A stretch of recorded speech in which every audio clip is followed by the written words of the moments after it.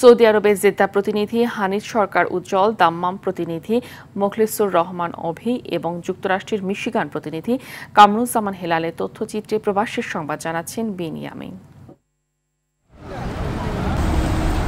Saudi আরবে দলীয় নেতাকর্মীদের নিয়ে ওমরা পালন করেছেন বিএনপি কেন্দ্রীয় কার্যনির্বাহী কমিটির আন্তর্জাতিক বিষয়ক সম্পাদক ও সৌদি আরব পশ্চিমাঞ্চল বিএনপির আহ্বায়ক আহমেদ আলী মুকিব। ওমরা শেষে জিয়া পরিবার, দলের প্রয়াত নেতৃবৃন্দ, জুলাই শহীদ ও সৌদি আরব যুবদলের সভাপতি আব্দুল মান্নানের সুস্থতা কামনা করে দোয়া করা হয়।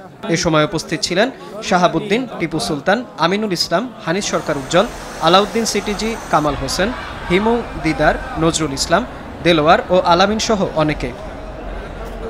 সৌদি আরবের দাম্মামে বসবাসরত ঢাকার কেরানীগঞ্জের প্রবাসীদের মিলন মেলা অনুষ্ঠিত হয়েছে। এতে উপস্থিত ছিলেন ব্যবসায়ী আব্দুল হালিম, আল আমিন, দাম্মাম প্রাদেশিক যুবদলের সভাপতি মাহবুব মোল্লা সোহাগ, মহানগর বিএনপির সদস্য সচিব মোহাম্মদ আল আমিন, রহিম পাটোয়ারি, রাহুল পারভেজ, মুখলেসুর রহমান অভি, মারুফ পাটোয়ারি, মোহাম্মদ কনু ও আলাউদ্দিন সহ অনেকেই।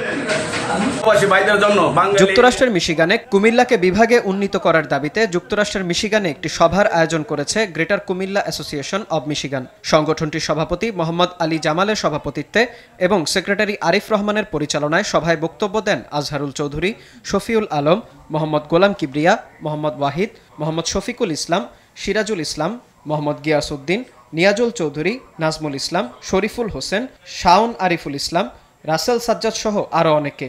এ সময় কুমিল্লাকে বিভাগ ঘোষণার জন্য বাংলাদেশের সরকারের প্রতি দাবি জানান বক্তারা। বিনিয়ামিন, RTV।